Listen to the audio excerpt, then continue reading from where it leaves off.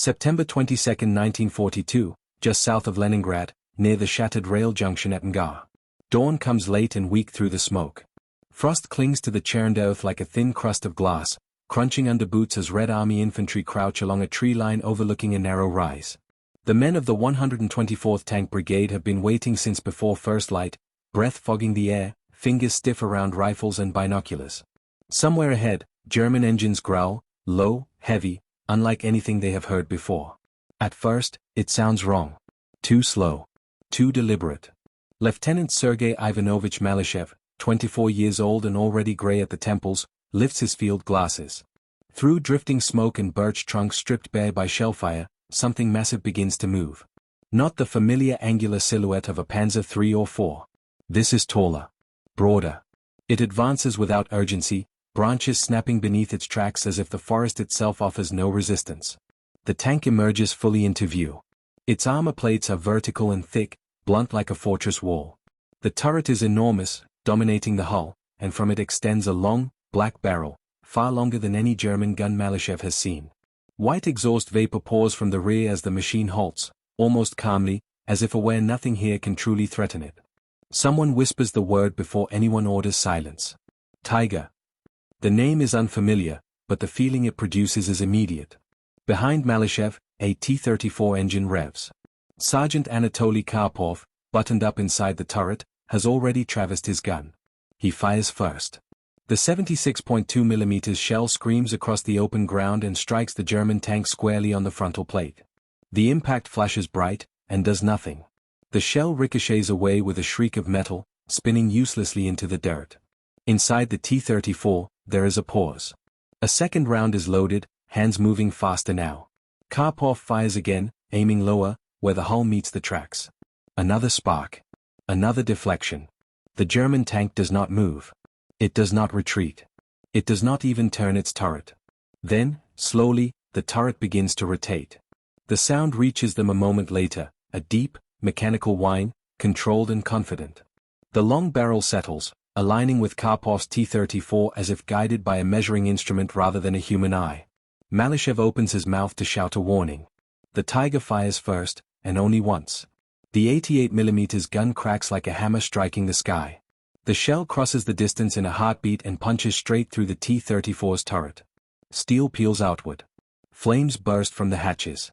The tank lurches, track slipping, then goes still, black smoke pouring upward into the cold air.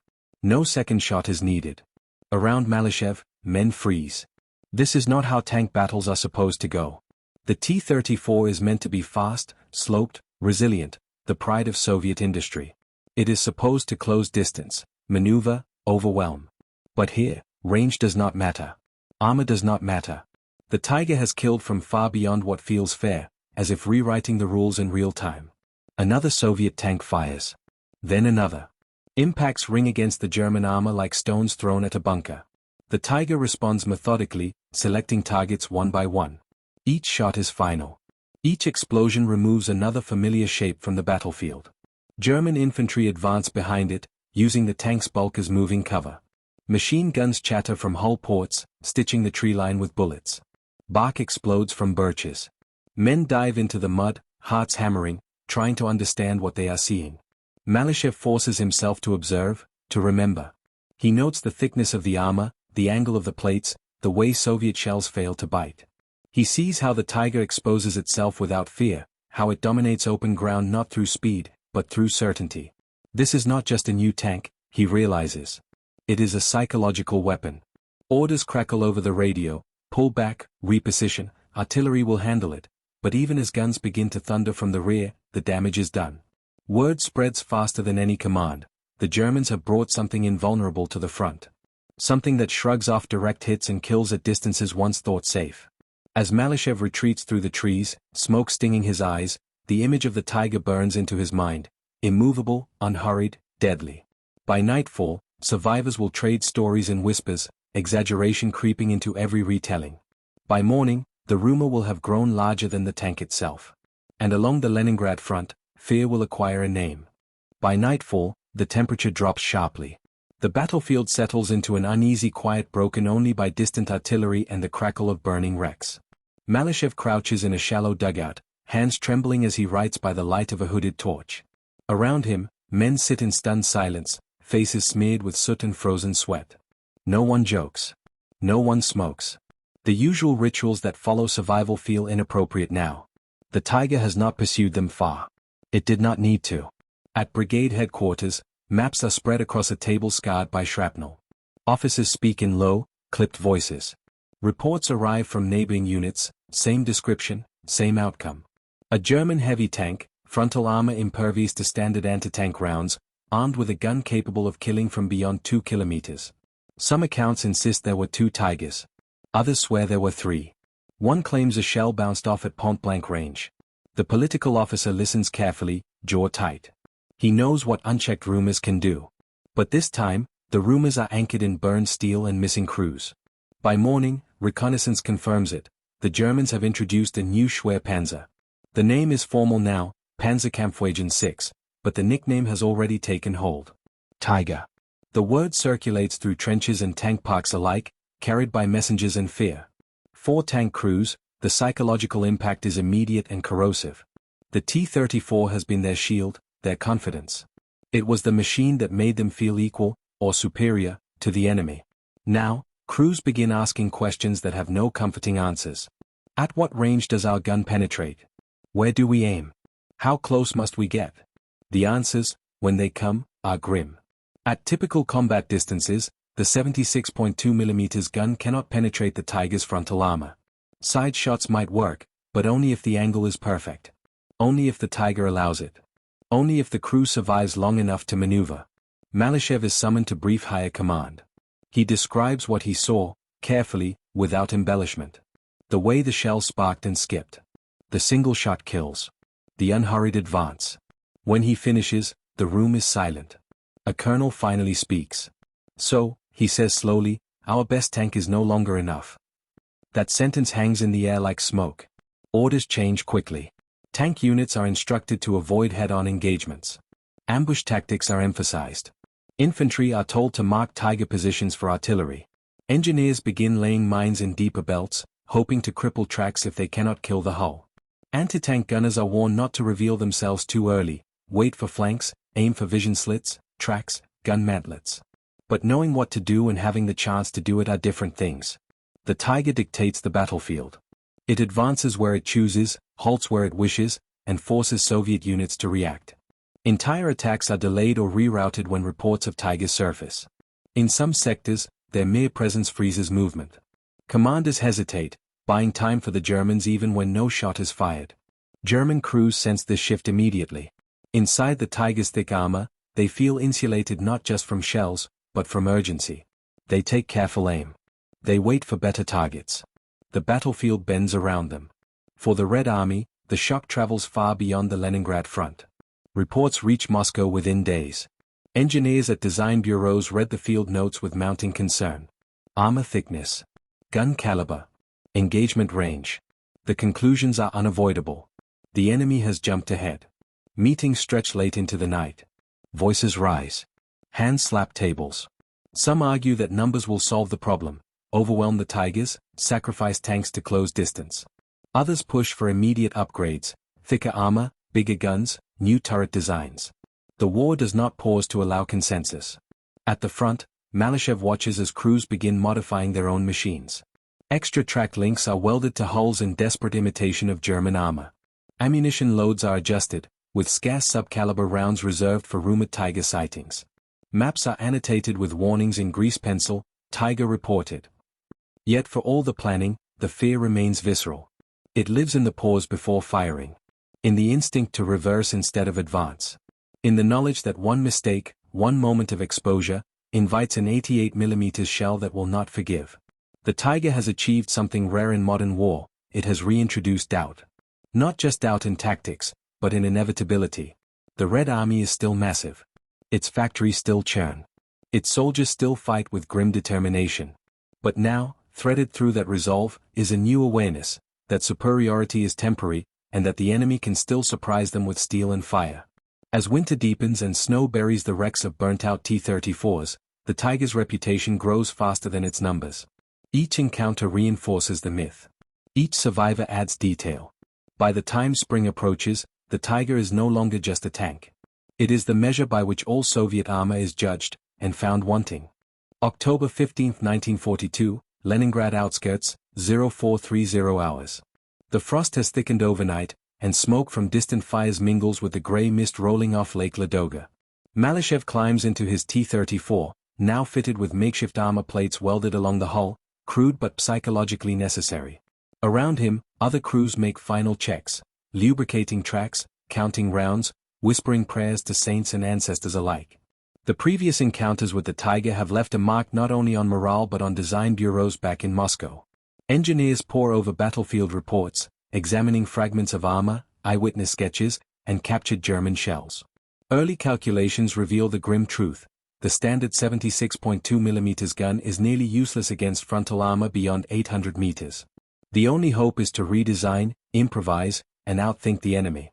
At the Krasnoye Somuvo factory, draftsmen and engineers sketch heavier tanks almost round the clock.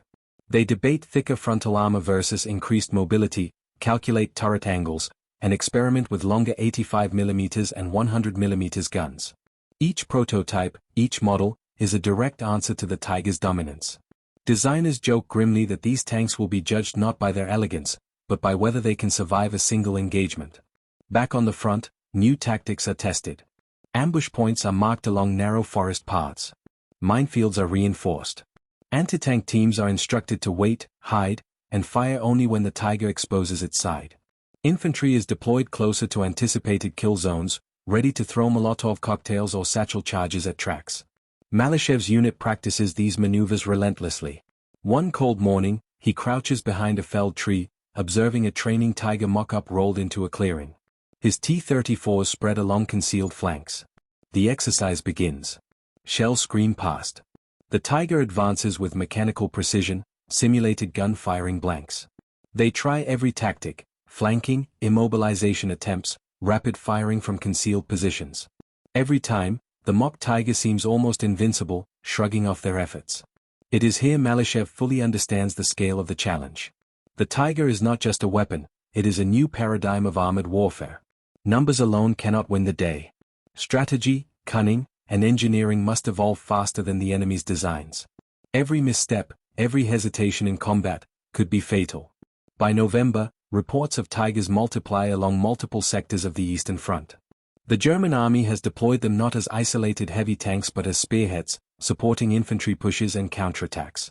The psychological effect on Soviet troops is palpable. Entire brigades report hesitation when Tigers are sighted. Rumors exaggerate their numbers. Some soldiers claim the Tiger moves silently through forests, others insist they've seen it shrug off 5 shells simultaneously. At the front, Malyshev's brigade is ordered to intercept a reported Tiger convoy near the Volkhov River. They approach cautiously, spread across tree lines and frozen marshes. Visibility is low, and the fog mingles with gunpowder smoke. Then, a shadow emerges, a Tiger rolling slowly, almost leisurely, its long barrel scanning the horizon. Time seems to stretch. The Soviet crews grip their weapons, hearts pounding. They follow the new tactics: wait, flank, aim for tracks. Malyshev signals to hold fire. From 50 meters inside the tree line, a sudden explosion rocks the ground. An 88mm round smashes through a distant T-34, igniting fuel and ammunition. Smoke curls upward. Soldiers stagger back, the lesson seared into memory once more. The Soviet response is evolving, but the Tiger remains the dominant presence. It forces innovation under fire, accelerates redesigns, and reshapes every encounter. Each battle, each exercise, embeds deeper understanding. The Red Army must not simply match the Tiger, it must anticipate it, outthink it, and accept that bravery alone is not enough to survive. Malyshev writes in his field journal that night, the words shaking from adrenaline and cold: "Today we learned that steel can command fear, and that to defeat it, we must change ourselves first." December 2, 1942, near Novgorod, 0615 hours. Snow falls in thick, muffled flakes, blanketing the frozen earth in white. The wind whistles through broken trees, carrying the scent of cordite and burnt fuel. Malyshev crouches inside a hastily dug foxhole, peering through binoculars at a distant ridge. Across the white expanse, dark silhouettes glint, German tanks moving deliberately, one unmistakably a Tiger. The sight is almost cinematic. Towering, monolithic, its tracks grinding rhythmically, it exudes a presence that slows the pulse of any observer. The men around Malyshev speak in whispers, as though the very word tiger could summon doom. This is not only a machine of war, it has become a psychological weapon. Soviet troops report hesitation before firing, a split second too long that can mean death. Commanders adjust tactics not only to avoid loss but to manage fear.